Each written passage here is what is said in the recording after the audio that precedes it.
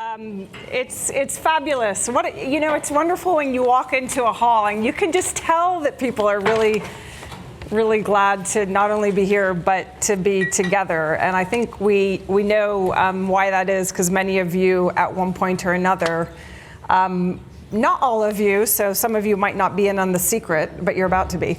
Many of you at one point or another in your lives went to Georgetown University School of Foreign Service, probably. And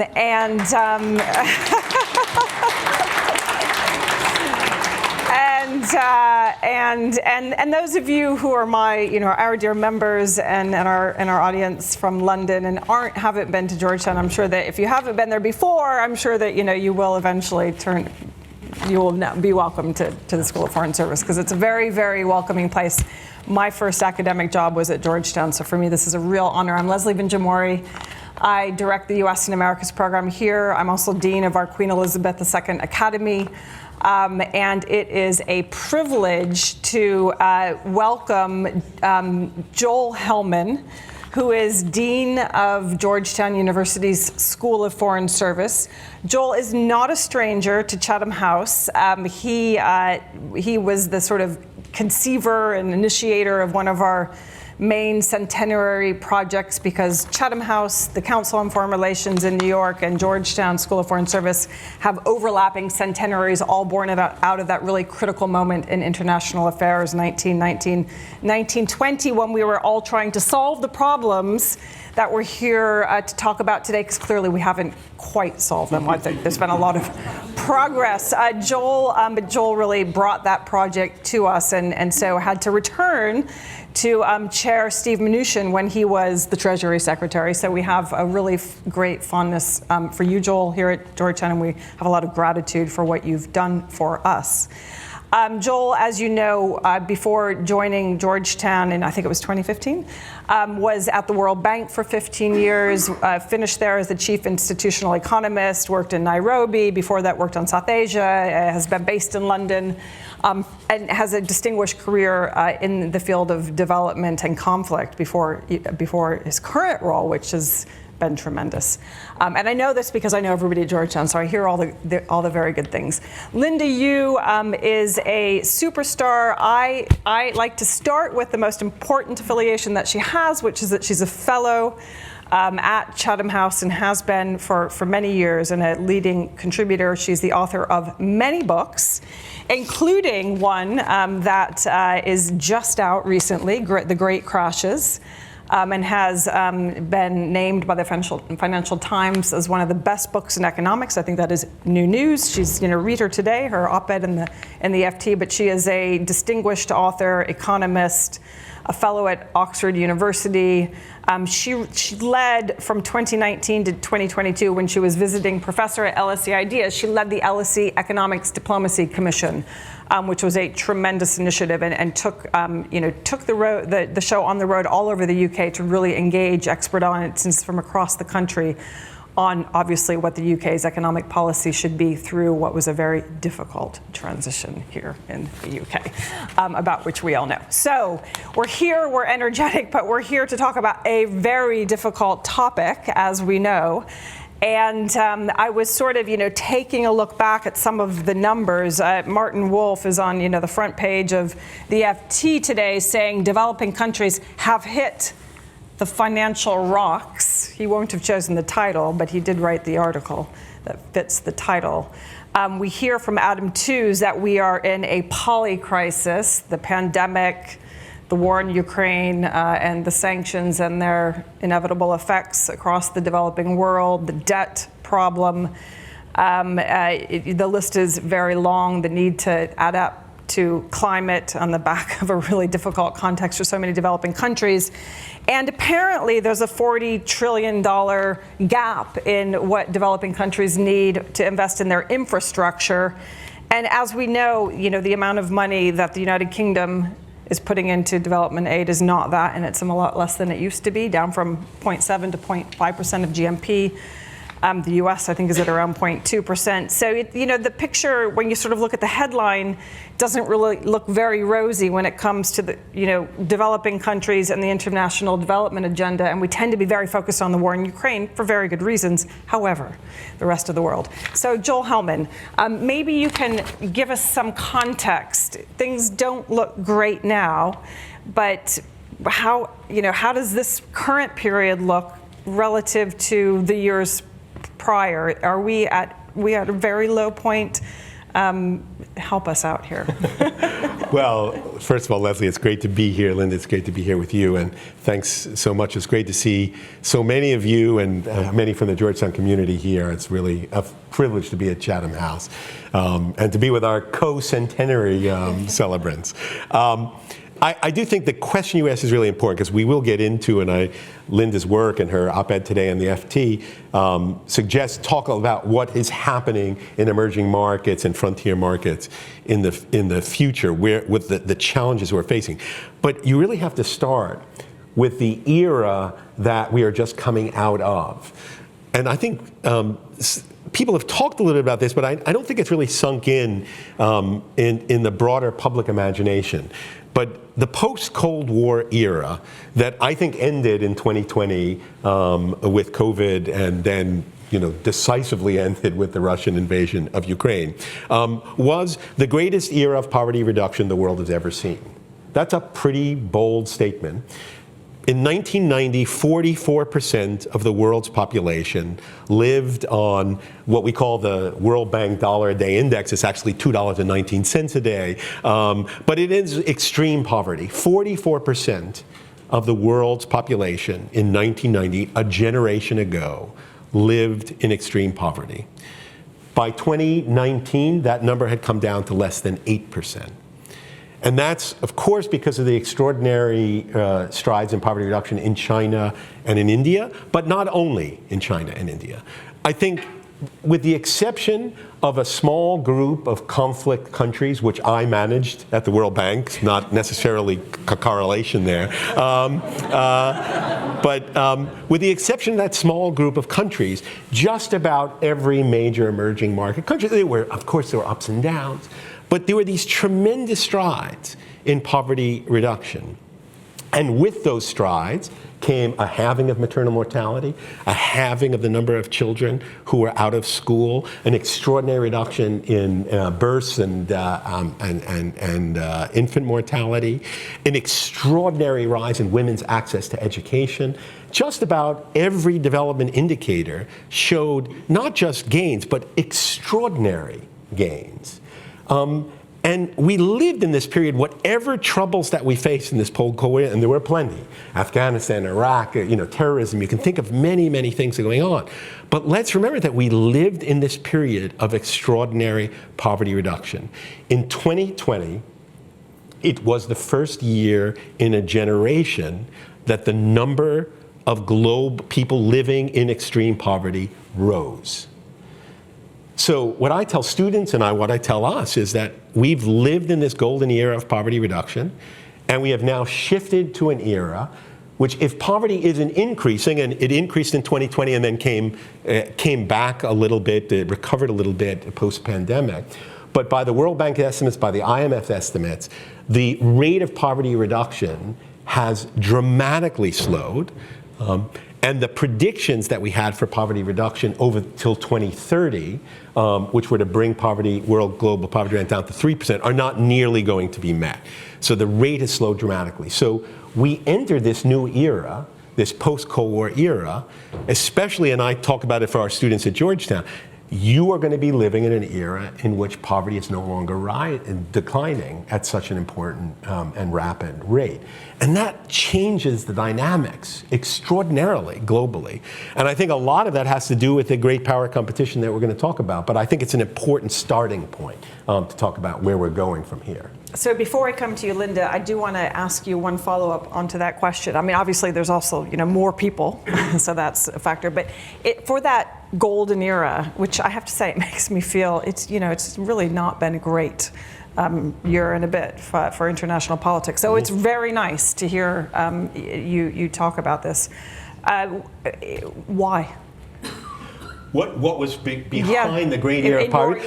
In my view, I mean, look, I think there were a number of things happening, but and I think we're going to debate this, I'm sure, but it was part and parcel of globalization. It was part and parcel. I would blame a few things, right? First is the increasing integration of more and more markets into global supply chains, and integration into the global economy, right? That sort of made tremendous increases in productivity across numerous countries. It led to an extraordinary wave of migration that led to an extraordinary wave of remittances, and remittances is one of the strongest drivers, actually, much more than development aid, of country growth, because remittances came back and helped a very, very wide range of countries.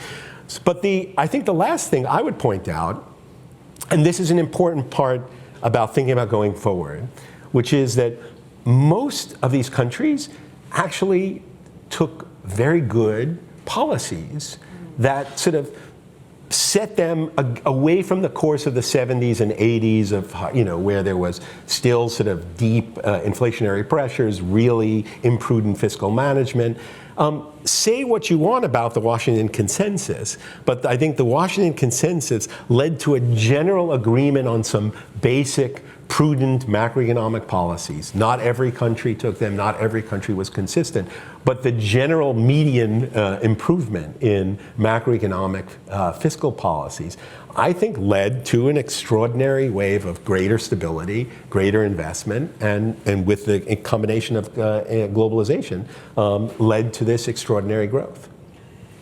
Linda, your own perspective, as well as anything you might want to say in response to this about the context leading up to where we are now.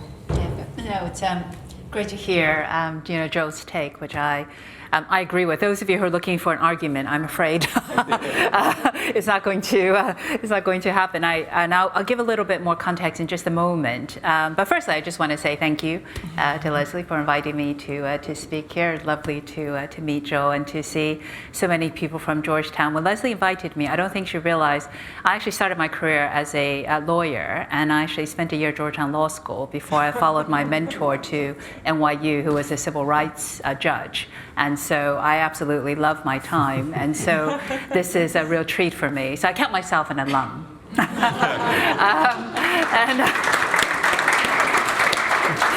And Leslie's very kind in her introduction. And she was a terrific commissioner on the LSE Economic Diplomacy Commission that looked at the UK's role in all of this, which I'm sure we'll come to. But I want to just support actually what Joel said about the context. So if you think back to before the UN Sustainable Development Goals, I actually had the privilege of addressing the United Nations last July on achieving those goals in New York, and it's what you say very much rings true. There's a real sense that momentum has been lost, and the most important goal, SDG 1, is eradication of extreme poverty, which is defined as having less than 3% poverty in the world, and that has stalled, and that is a real challenge. Now, you contrast that to the Millennium Development Goals. So these were the goals set in 1990. They were actually achieved 5 years early in 2010, which then led to a much more ambitious set of SDGs, the 17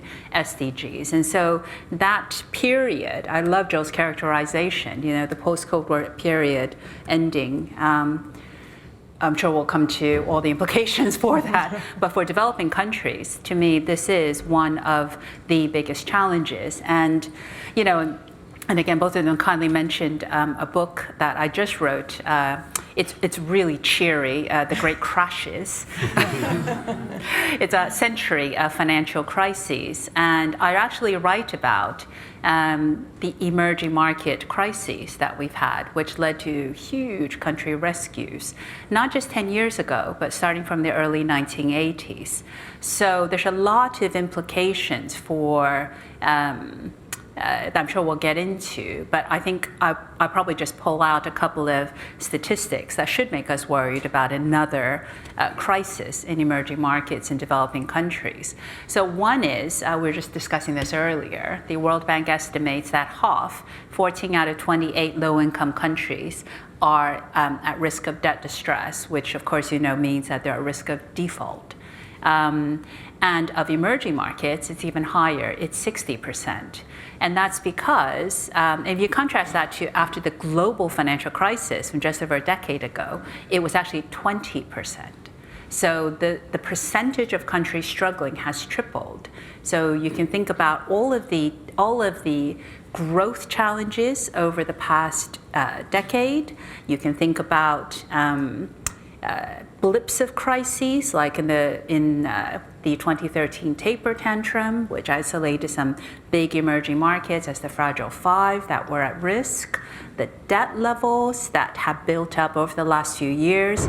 So that tripling of that percentage strikes me as something that really requires, one, a lot of focus, which is why I'm delighted we're discussing this today. Two, maybe learning some lessons from history about what has happened previously to try and ameliorate or mitigate some of this risk. And then three, what are the implications of great power competition when the world's biggest official creditor is China? Bigger than the World Bank. You see already some of the debt restructuring negotiations around Zambia, Sri Lanka. There are issues there that I'm sure we'll unpack. And then, of course, what is the UK and the US's role? And I very much hope there is a very positive role that both countries can play in this, I think, very tricky time for the world. So we are definitely going to come on to the US role and the UK role, but before we do, maybe we can move to that 2020 moment when you say poverty increased for the first time in the post-Cold War period. It's quite an extraordinary moment, but of course, there was a pandemic.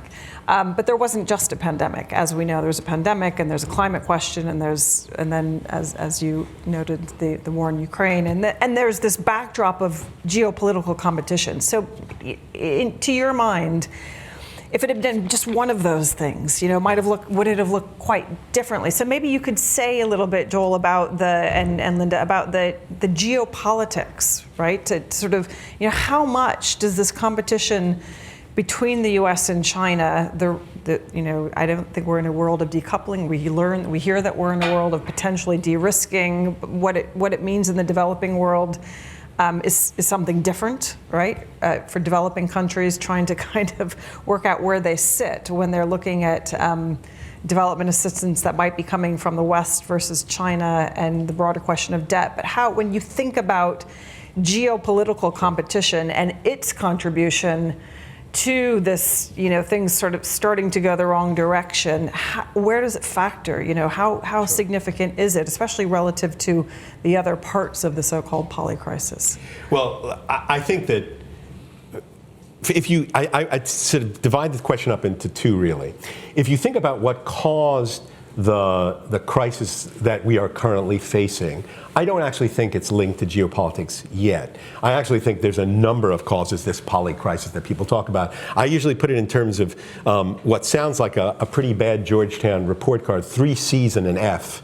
But you've got COVID, you've got COVID, you've got climate, you've got commodities, and then the F is the Fed. And if I think about what caused the problems or what is causing the problems that especially the debt problems that a lot of countries are facing, I put a lot of weight, especially on the F, the last F, the Fed. I mean, when you go from, when the Fed starts to tighten in an extraordinary way that the Fed has, 25 basis point increase from the Fed leads to a 40 to 50 basis point increase in local borrowing costs for domestic currency bonds in these emerging markets and much more even in frontier markets. You've got a radical change in countries that were actually taking policies that the World Bank and the IMF recommended. The World Bank and the IMF said you should have better fiscal macroeconomic policies. You should diversify the sources of borrowing. You shouldn't be too dependent on official creditors, on the World Bank. You should go out responsible, borrow on private markets. And countries did that. They diversified their debt sources. They significantly increased the role of private sector creditors. They significantly increased the role of bilateral borrowing, especially from China. Significantly decreased the role of the World Bank and the IMF. And then if interest rates change significantly, it has a tremendous impact on their debt servicing costs. It has a tremendous impact on their continued access to credit. It has a tremendous increase on their currency and the impacts that that's going to affect on local markets. And it puts additional inflationary pressures because of the potential currency depreciation. So I think those are the factors that are really not necessarily about geopolitical competition as such. What really worries me at the point we are in now is solving the developing country debt crisis and other issues, the fiscal crisis that's going to lead to low investment in health and education and other things, is going to be deeply impacted by the great power competition that is, resurgent and kind of back in our worldview. You see. Or I guess I say you don't see. It was very nice for today to open up the FT and see Linda's piece and to see Martin Wolf's piece saying there is a problem out there. But when the world is talking about China sort of pretty much 24/7, the war in Ukraine, which obviously they should be and must be, these issues have kind of essentially gone off the radar screen. So you don't have the sense of urgency. You don't have the sense of cooperation. And I just don't think you have the wherewithal, even the bandwidth of the key players that need to be thinking about how we're going to resolve this crisis. So what I'm really worried about in geostrategic competition is not how they created this crisis, but how the geostrategic competition will sort of undermine our ability to respond to the crisis. Excellent. Putting that out there, and I think it's absolutely right. I guess, Linda, we've come right back to the central question of the panel, which is, what can the U.S. and the U.K. do? And Joel's also made the point very eloquently that the U.S. and China would actually need to get together to really move the needle as well. But your perspective, I guess, on what Joel has just said, but also what you see or don't see when it comes to, maybe you can talk a little bit about the UK, and we'll come back to Joel in the US, for responding to this crisis. I mean, certainly the perspective in much of the developing world is that, Europe is focused on its own war and its own problems and wants the rest of the world to be focused on them as well, but isn't really taking the rest of the world's problems to be Europe's problem. And I think when they say Europe out there, they include the UK. So your thoughts on what you're seeing as a UK response to this question of development, both at the headline, but as you sort of unpack that a little bit. Yeah, great. No, great set of questions, Leslie. Let me try and do my best. I love that, by the way. 3 C's and an F. I mean, that's like every student's nightmare, isn't it? But Joel sort of, I think the framework is actually really important when we're thinking about potential crises. So I mentioned in my opening remarks the taper tantrum in 2013. So it was called the taper tantrum because the Fed at the time was thinking about reining back quantitative easing, QE, tapering QE at some point.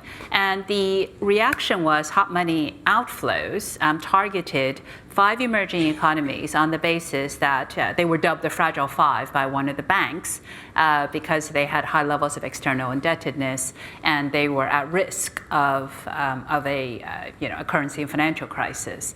And so the Fed plays a huge role in this. I completely agree with that. So the question the emerging markets took to the U.S. at the time, as I write about this actually in my book. So when I write about the global financial crisis, I don't just write about the subprime crisis. I write about the global impact of the subprime crisis. And so I write about this in my book, where the emerging economies at the G20 went to the U.S. government and said, you should take into account what's actually happening, your decisions. And I think all of you know the central bank would only take into account a decision.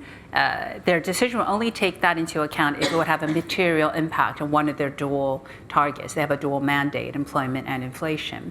So who has that impact? China. Other emerging markets don't. And by the way, this is longstanding in the U.S. So in my book, I also write about when the U.S. came off of the gold standard, and then you had the demise of Bretton Woods in the 1970s, the U.S. Treasury Secretary was asked, oh my God, the impact on Europe at the time, everybody was fixed to the dollar. The answer from the U.S. Treasury Secretary was, the dollar is our currency, but it's your problem. And so that to me is where the, where the sort of, the F is really important in this. So moving forward to how can we take this forward? So in terms of,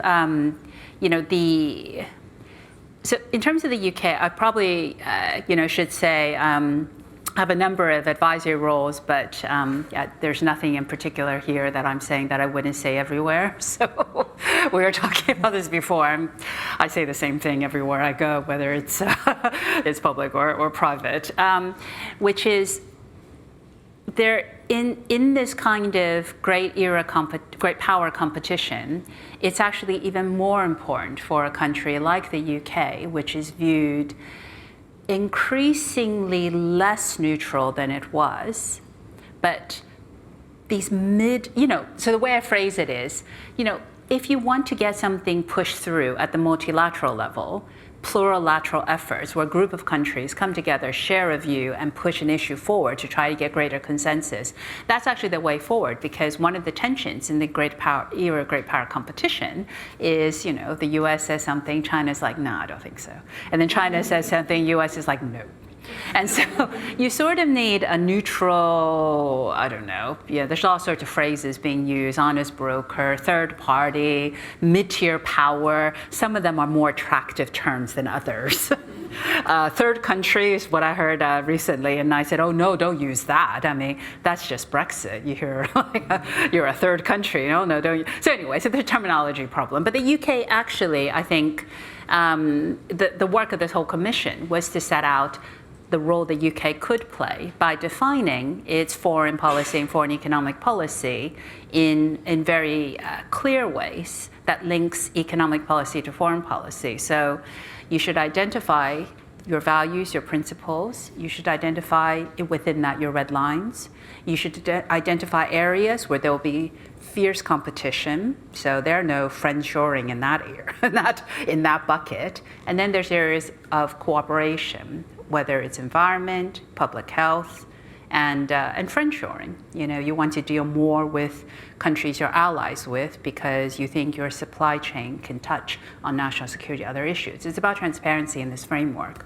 So when it comes to developing countries, not having this clear framework makes it harder to cooperate when you absolutely need it. So the lesson from centuries of crises, not just the century I write about, is quick, decisive action is absolutely essential. So should there be a developing country debt crisis, and these have occurred regularly, think about the early 80s, late 90s, and of course the HIPC, Highly Indebted Poor Countries Initiative in the early 2000s. What resolves it? Countries coming together. Can the UK play a role in that? I hope it can. I mean, I hope it can too. Joel, I want to ask you about the broader effort that the U.S. has led under President Biden. Initially, when he traveled here, it was before the invasion, and to Cornwall, and talked about the Build Back Better World plan, which was later called the Partnership for Global Infrastructure and Investment. The idea was to get the G7 together to find a way to add up their own commitments and private commitments to hit $600 billion and invest. You talked also about remittances. So there is, I guess, a question of whether, there's enough migration to produce those remittances. But do you see that effort taking off? Is there any traction? Is that private finance being mobilized to help with investments and development assistance across the global South? Or is the headline news what we're hearing it is, which is that things are so bad in the U.S., in Washington, where you live, politically, there's so much dysfunction and polarization and all the rest of it, that the last thing that this president or any American president can do right now is to get in front of a debt crisis or contribute to medium and long-term development assistance, never mind trying to weave in the problem of adapting to the climate crisis across the global south. So any hope from the US? Is it as dark as it looks when we read the papers? Because it really does look dark. I mean, I'm not just saying it. When you're sitting over here and you just hear it from, and with all very great respect to the BBC and everybody else, it looks really bad where you live. Well, I can just say no and move on. Look, what I'm concerned about most is that there doesn't even seem to be a recognition yet that there is a significant need for concerted global action to deal with an economic crisis that I think has a high risk of becoming a further geopolitical crisis. Again, just for more context, if you go back to the 3 C's and the F, right? The remarkable thing about COVID, about climate, about commodity prices, which are impacted by the Russian invasion, and the Fed, is that the countries that are kind of facing the tremendous economic challenges associated with that, they all say, and you know, none of these 3 C's or F are things of our own making, right? They're all things that have been done to us as opposed to our own. Now, believe me, there was plenty of irresponsible, policy management among emerging markets. I don't want to say that every one of emerging markets was a saint, but the really major trends that are buffeting them are things that are happening outside their country and impacting them. And things like climate and the commodity prices, the war, the deglobalization, the friendshoring, are all things that they're being impacted by. So you add the economic pressures to a kind of political resentment. They're like, hey, these are problems that we're paying the price for your problems. It is a very, very volatile mix, and that's what I'm really worried about in long-term sort of strategic thinking, because if you have an increasingly, a country's facing increasing poverty and political resentment over that against problems that they didn't create, it is really much a volatile mix. So from my vantage point, the most important thing first is to recognize that there is a problem out there. It's interestingly, it may not be a systemic problem. It may not be like a 2008 global financial crisis problem, because some of the largest emerging market economies have been able to kind of shield themselves from this. So it's unclear whether this is really going to be a systemic risk that's going to bite us all in the backside at one point or another.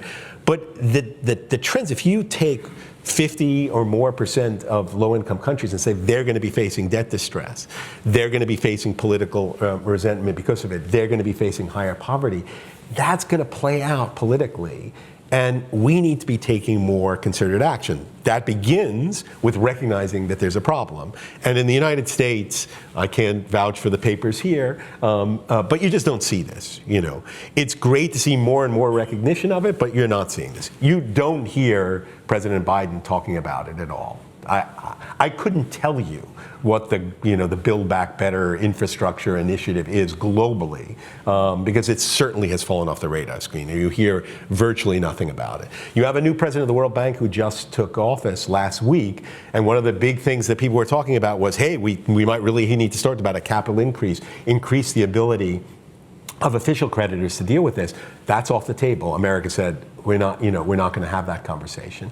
And as Linda, I think, absolutely rightly pointed out, with China being a major bilateral creditor, private creditors, and the Paris Club now being a minority holder of debt for low-income countries, the only way you're going to resolve this is by bringing China and the official creditors and the commercial creditors to the table, and yet they can kind of barely stay in the same room with each other, and they're not really in a mood to cooperate.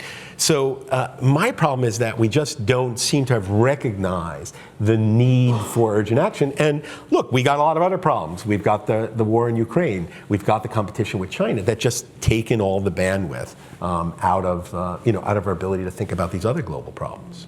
Final question for the two of you, and then we're going to come straight to the audience. So please do have your questions. Do you see India's leading the G20?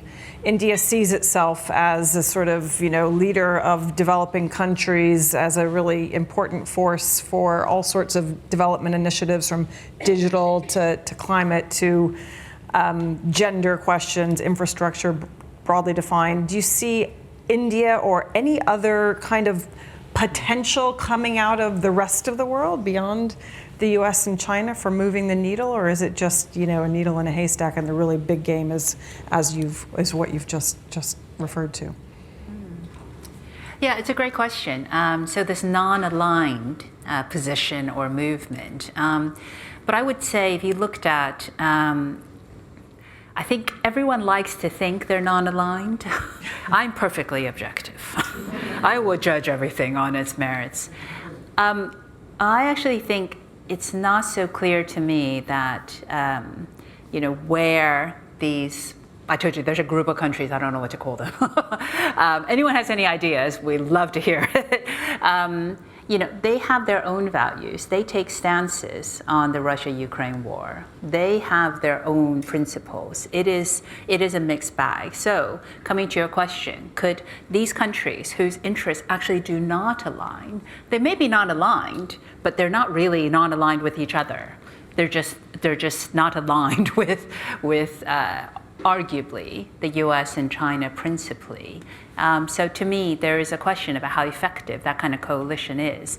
So one of the things that has been happening, I think, on the global stage is you just get, you know, variable geometry networks. That's not a good term either.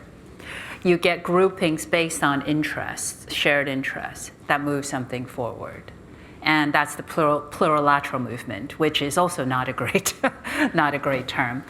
It is possible for a group of countries with shared interests to move the needle, but on development, I agree. I don't see, you need to recognize the issue, see the self-interest, see what it is that you see the problem, find the interested parties, and then you move that ahead, and it takes time. And in a crisis, you don't really have that kind of time. So having this variable geometry might work to move forward some bits of trade liberalization. So the example I always give is, you know, the WTO has had a breakthrough known as the JSI on services trade liberalization, which is actually hugely exciting for economists. But basically it's updated GATS, and it was a plurilateral, the General Agreement on Trade and Services, which hasn't been updated since 1990s, you know, when the internet was a new thing.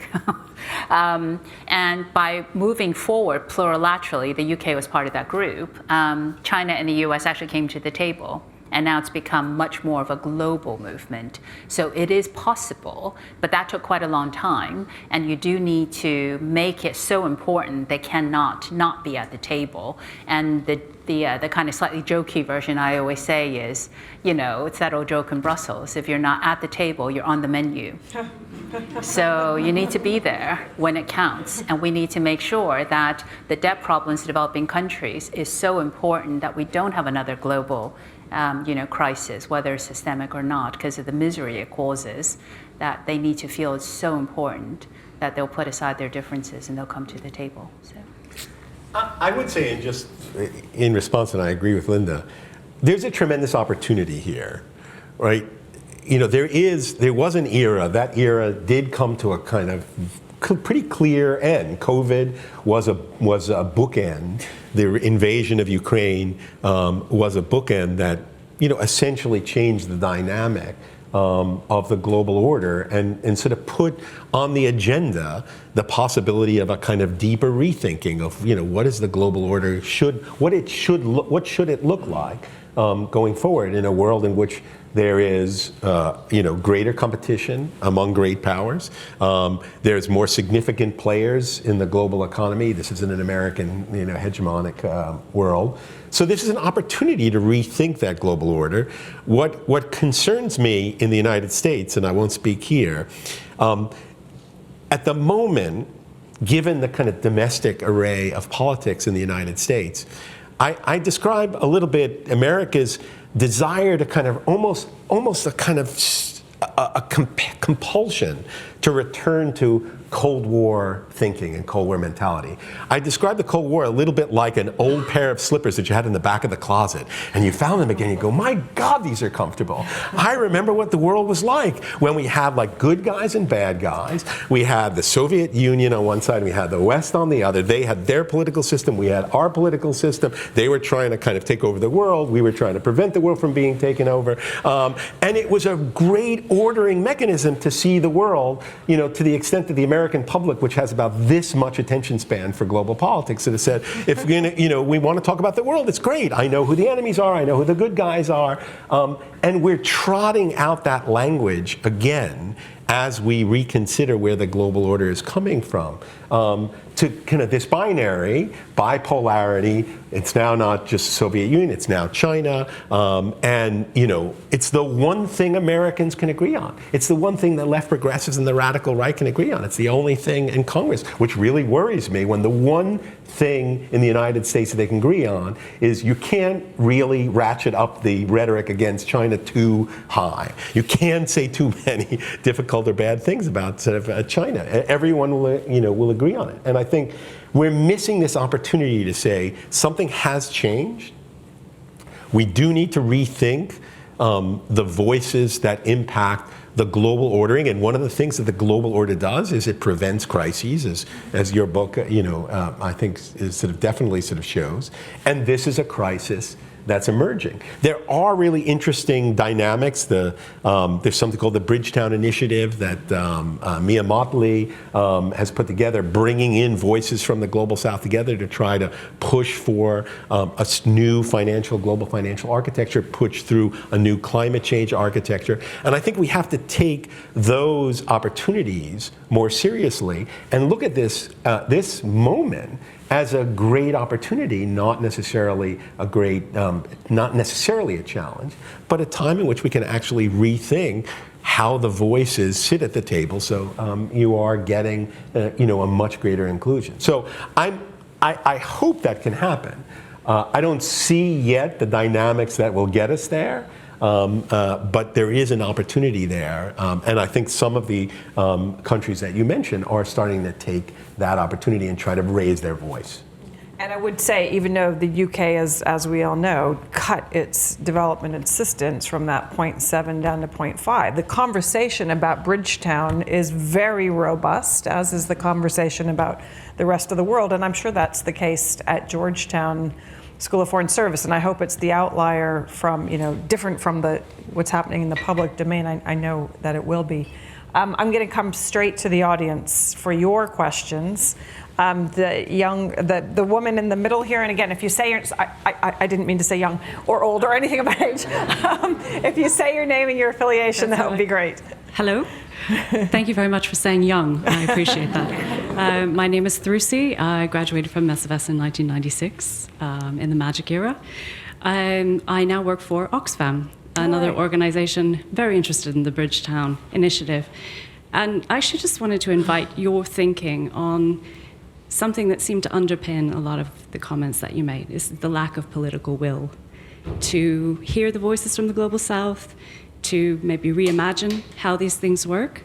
And what role do you think organizations like ours, who are in touch with the private sector and communities and have outlets to the public, could play in helping to generate that public appetite to recognize how important this is? We do try, but I just wondered what your thoughts might be on that. Joel.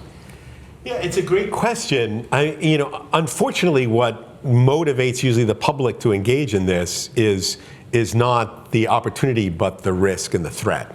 That's an unpleasant way of looking at it, to sort of say, do you realize the threats that are developing? And if you realize that those threats are going to really impact our future, then you have an incentive to sort of take some more concerted action to deal with this. So, on the one hand, it is getting people to realize the extent of the problem. I think this headline that global poverty increased in 2020, it's remarkable that this is not something that is widely known, widely discussed, the slowing of the global rate of poverty reduction. I try to tell this to students all the time, but it is remarkable to think about an era. You lived an era in which poverty was reducing, and now you're going to be in an era in which poverty is maybe increasing and certainly not reducing at a rapid rate. And what does that mean? What are the implications of that? So I think part of it is kind of getting that message out about what the risks are. On the opportunity side, it's really trying to just get the bandwidth, build the bandwidth of policymakers to think about anything other than the competition with China, which is real. I'm not sort of suggesting that the competition from China is not something that we should be paying enormous amount of attention to. Obviously, the war in Ukraine. But to try to bring into the conversation the fact that there is a larger world out there that's being impacted on this, and get an understanding of what that means. So I just think it's kind of opening up the dialogue, getting more people to recognize it. And I'm afraid kind of sometimes ringing the alarm bells is what's required. Linda, comment on that? I agree. Just very briefly. So oftentimes domestic politics is viewed as a constraint on foreign policy. And I think the shift now is that, the U.S. explicitly, foreign policy for the middle class. So it's really, really overt. I think in the UK, we kind of obliquely refer to it. So when economic times are bad, people feel less good about their own prospects. It makes them more reluctant to be other regarding. When economic times are better, I think people are altruistic in many ways, and people do actually want to live in a better world, a fairer world, a more just world, a greener world, a world of stability. It's just that those values are harder to push forward when people are worried about recession, cost of living crisis, and mounting debt. So I think with everything, you can only shift the paradigm and the consensus through a concerted effort between the public and the private sector. And it's only through those moments where you can push through and create a new consensus can change come about. And then when the tipping point comes, it can actually be pretty fast. I just think it's very hard because this year is hard. This is it the 1970s? I mean, people are worried. So anyways, just be glad it's not an election year because it's really bad when it's an election year. An election year very, very, very soon. I sat in on a meeting with a government official not so long ago who made a very strong pitch over dinner that we needed to talk about the war on climate. This is in this country. And it was by using this frame of war that we could actually, get people mobilized. And I have to say, it didn't get a lot of traction, but it does speak to, your comment about that sort of, it's the risk framework or the threat framework that gets people mobilized, but hard to do right now. And even on, if you think about what the U.S. is perceived to be doing when it comes to dealing with China, the internal competition and investment is seen to be, protectionist by many people in Europe, which takes you right away from that globalization framework that you said, contributed so much to poverty reduction. So a lot of things wrapped up in the moment that we're in. Right at the back here, gentleman with a hand held up high. Yes, you. Thank you. Michael Fidance. I'm an alumnus and a parent times two. I should say my wife is also an alumnus, class of 90. And sitting next to me is somebody I haven't seen for 15 years, who I interviewed as part of the AAP program, who's also an SFS alumnus. You introduced 4 people in one house. I'm going to throw you a curveball, and I apologize. But if one of you wants to take the question, I appreciate it. Your points are very valid. That's okay. Your points on the Fed, on the White House, on various elephants not caring about what's going on in the developing world are taken without dispute. You may be aware that last week, MSCI, which is the largest benchmark provider for emerging markets worldwide, about 2 trillion, just under 2 trillion follows that index, said that South Korea is still an emerging market. It's not developed, and therefore it stays in the index. Now, for me, this is a big issue because this is my career in this time zone for emerging markets, and Northeast Asia is more than 60% of the index. Places like Turkey, Peru, Egypt, South Africa are at best 2 or 3%, more than likely less than 1%. It's a tracking error for fund flows of almost $2 trillion that doesn't care about these markets. This time zone especially is affected. Does that matter? And do you have a view? And if it doesn't, fine. If it does, what is the solution? There we go. Okay. So you can refute. Can you explain? I was hoping that was going to happen. I throw the curveball to him.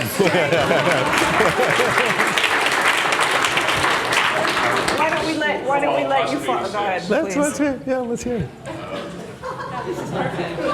You just want to hold on to that for a minute. Our role as a benchmark provider for markets. Sounds like a salesman, doesn't it? We are taking a view of an institutional investor in terms of investability criteria. So you can view South Korea as a developed market in many respects, but it's difficult to view them as a developed market in terms of some of their constraints on foreign exchange. There's a number of different criteria that we use, but it's really, and it's not just us, because we take views from the investment community that has to deal with it. If we put them in a developed market index, there's more than $2 trillion following that, and they have to be able to get in and out of those countries in some form of liquid way, which is not really feasible for them at the moment. So we're not biased against anybody. We have very transparent criteria, and when they're meet the criteria, we're happy to welcome them. This is the first time since I've been at Chatham House that the audience has answered the question. Never has happened. And I will tell you, I've been at Chatham House for quite a long time now. So that was the Americans changing the game as usual. Joel, would you like to say? I'm glad you answered the question because I couldn't answer the question on that index. But look, there's a broader point, which is that. One of the interesting things and unusual things about this crisis, and I think Linda probably better placed to kind of look and think about previous crises, is there has been a lot more segmentation across market types outside of the developed world. So one of the reasons why this isn't going to be like, I think, a 2008 or a Latin American debt crisis or even the Russian financial crisis in '97, where these things were systemic, truly systemic, it impacted everyone, is that I think in this case you are seeing a much greater sort of segmentation. So some of the larger emerging markets that are in the index are not being as impacted. What I'm talking about are a number of low-income countries. We're talking about Ghana and Sri Lanka, Pakistan. These countries are not necessarily going to cause systemic ripples around the world. So it's not going to be, the way they're going to bite us in the backside is not by kind of shaking up systemic risk for all of us. I think the channel that we have to be concerned about is a larger and larger group of countries that need to be investing in core services, education, health, infrastructure development to continue growth. These countries are not going to be able to do that. They are going to fall into kind of greater challenges on all development outcomes. And I think there's going to be a political backlash. And what we saw and we thought a lot about parts of the post-Cold War era is a recognition that what happens on the periphery can often impact us through other channels, through the migration channel, through the political violence channel, through the potential for disease and disease spread. And so I'm more worried about this smaller number of less systemic countries. But that could ultimately have a medium and longer term impact on stability globally. Okay, I'm going to take a few questions together because we're shockingly coming out of time. Right here in the front row.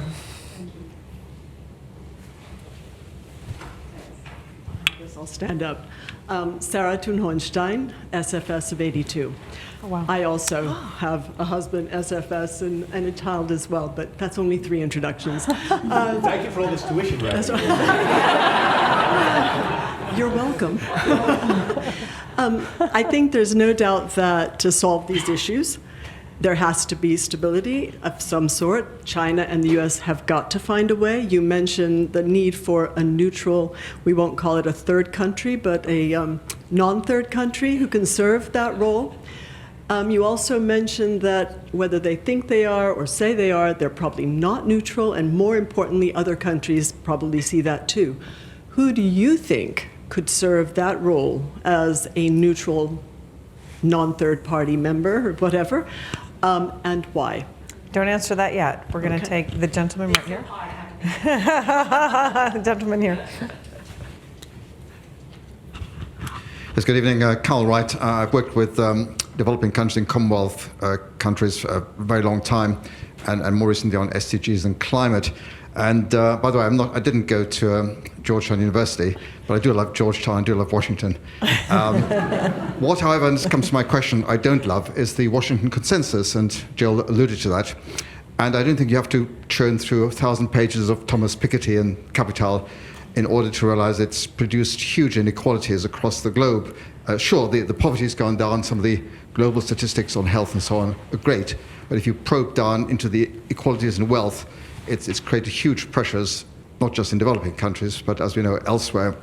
So the issue I've really got, I refer to the SDGs. What's often forgotten is that there's a new SDG, different from the MDGs. I'm not sure, Linda, by the way, all the MDGs were that brilliantly implemented, if you look at things like slum dwellers and so forth.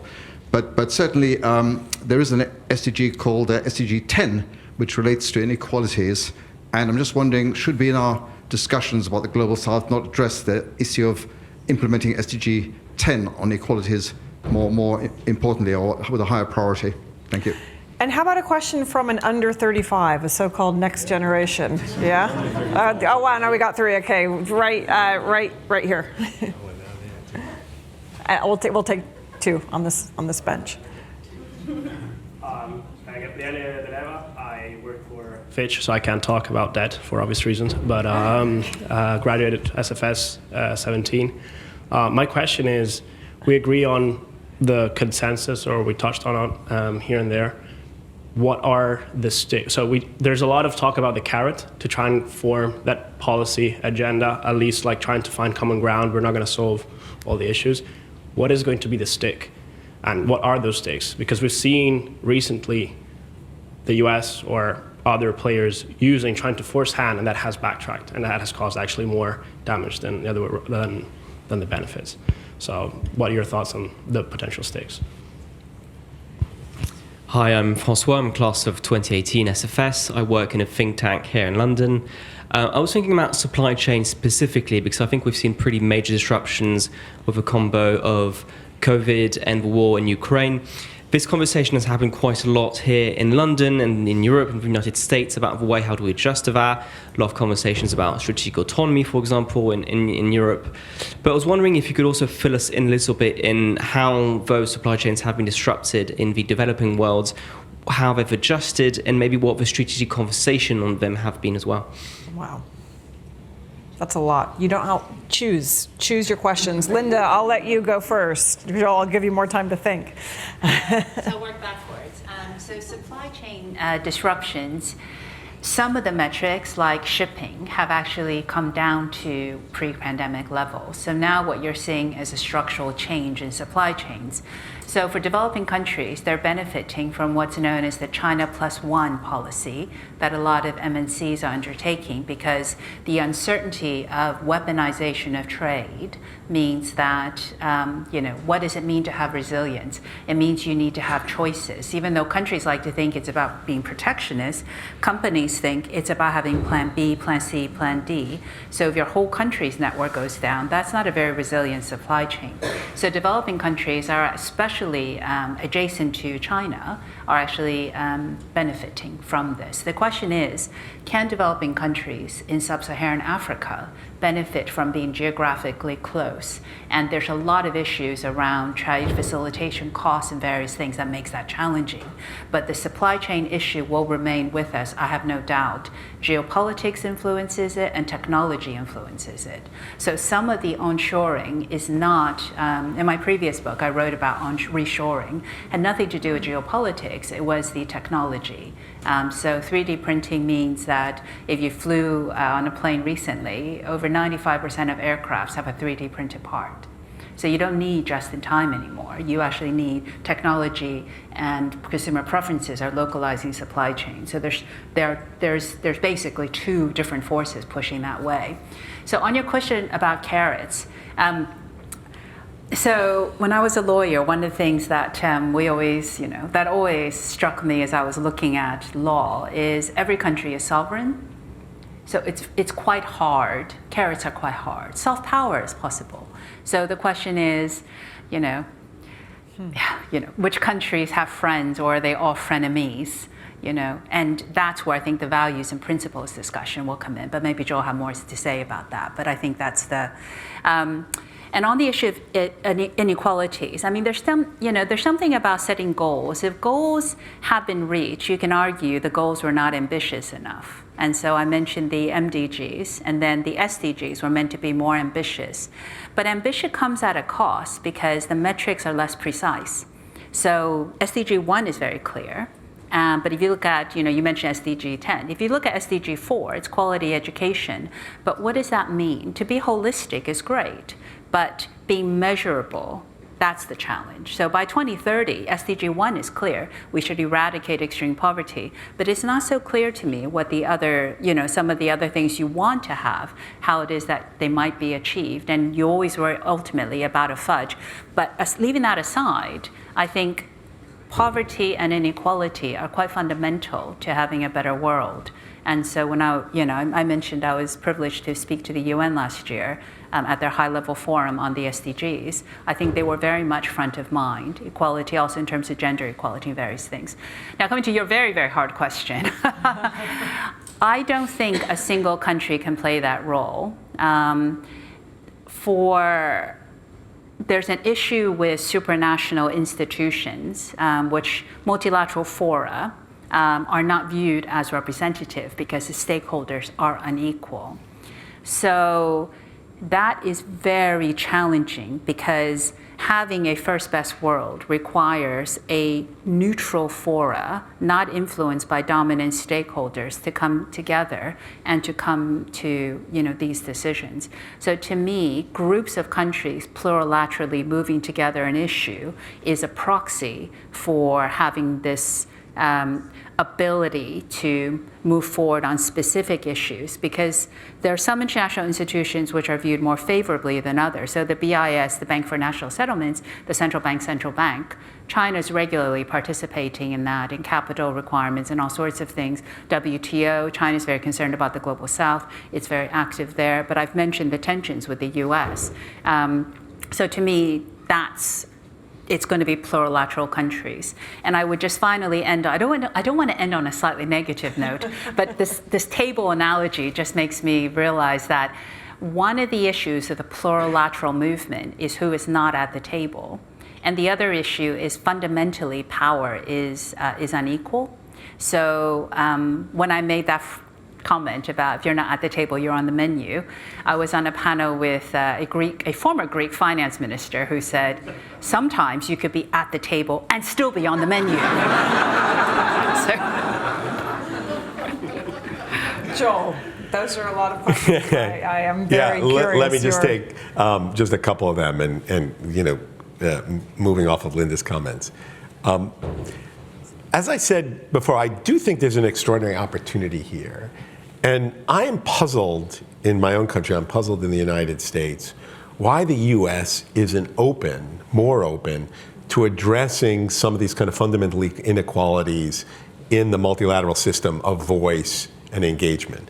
Because the reason why the US would hold on to its kind of dominant power, whether it's in the international financial institutions or others, is because it's using those powers, to really further its foreign policy and geostrategic goals. but the truth is they're not. The U.S. doesn't really care very much about what's sort of happening in those institutions. It's not playing a big role in U.S. power and projecting U.S. power abroad. It's not important in domestic politics. Nobody cares in the U.S. elections what happens at the World Bank or the IMF, or at the Bank for International Settlements or any other, major multilateral forum. This is not a burning set of issues in U.S. politics. This may be the time for the U.S. to say that the cost of opening up the multilateral forum to countries that deserve a greater voice because of their increasing power politically and economically in the world, the Indias, the Chinas, the Brazils, the Turkeys, and others. Why not give them that voice? What are we losing by giving them that voice? What foreign policy goals that we rely upon now will we not be able to achieve if we have to argue more with India or argue more with Turkey or argue more with Brazil about how to kind of manage the international system? This is an opportunity to bring them in at reasonably low cost to American foreign policy goals. Moreover, if there's ever going to be any hope of avoiding a kind of competitive landscape with China in which we make everything a renewed Cold War, it's got to be because we are engaging China in common problems. Obviously, we talk a lot about climate. China is holding a lot of the debt of these countries. It's an incredible opportunity to get China to say, if we can work together, this is in your interest as well as it's in our interest. Yes, we have different approaches to things, but this is an opportunity to really bring China in to some form of common problem solving that doesn't erase our differences, then doesn't erase our competition, but at least recreates opportunities, hooks, where we can start having dialogue. So I'm very puzzled by the US intransigence to kind of open up the multilateral framework to more voices, because I just don't understand what the US is gaining from holding on to these things. And what it is doing is building more and more resentment among countries. And on the inequalities point, you're absolutely right. There's no question that even under this, remarkable post-Cold War period of growth, one of the negative implications was the, significant increases in inequalities. When it comes to inequalities, I'd still rather have inequality in a growing, a growing economy, and one in which the lowest strata of the economy was still rising, although not nearly at the rates that the upper quintiles have. What I would say is, and I think it's very, very important to recognize, and I don't think we've all fully recognized, we didn't talk so much about it in the context, is that what COVID has done is much, much more serious in terms of the nature of exacerbating those inequalities, especially when we talk about education, health. And those things are only going to start, showing up in the data and the impact, because what we certainly know is that the brunt of COVID has most hit the lowest income nations. We are seeing a tremendous concentration of poverty in sub-Saharan Africa in an extraordinarily worrying, sort of shift in global inequality. You have the fastest growing nations on earth having the greatest amount of global poverty relative to the rest of the world. But also you have this very, very deep impact on the poorest, on all aspects, not just their income earning, the remittances that they gain, the health and education outcomes. So whatever the Washington consensus did for inequality, it pales in comparison to the inequality impacts of this just recent era that we're sort of facing. And again, I think the political implications of that are strong. Hate to end on that kind of worrying note, but I think it's something that's important. You've put some really important things on the table, and I think this is, to go back to India, the G20, which is something I'm particularly fixated on because I've been helping through the T20 process, is, they are, one way to get at the inequality of education problem is through digital access, and they're pushing digital access, which of course is one key to unlocking the problem. I like the solution you gave. I think it's a great sales pitch. What do you have to lose? It's not a big political issue anyway, so why not open it up? And of course, there's a difference between the Indias and the Brazils and all the others that you named in China. And I'm looking forward to that op-ed because I think it's great. Actually, a really good way to end is open up the multilateral system. And as we know, the U.S. has pushed on Security Council reform a bit more recently. I know that I can see that you're skeptical. Not that it's going to happen, but at least there's being on the right side of the table. But I think it is a very good argument actually, because it's sort of it's one that you can imagine selling, and so I hope that you sell it because it's really important. That was tremendous. Both you, Dean Hellman, and Linda. That was really tremendous. Thank you very much.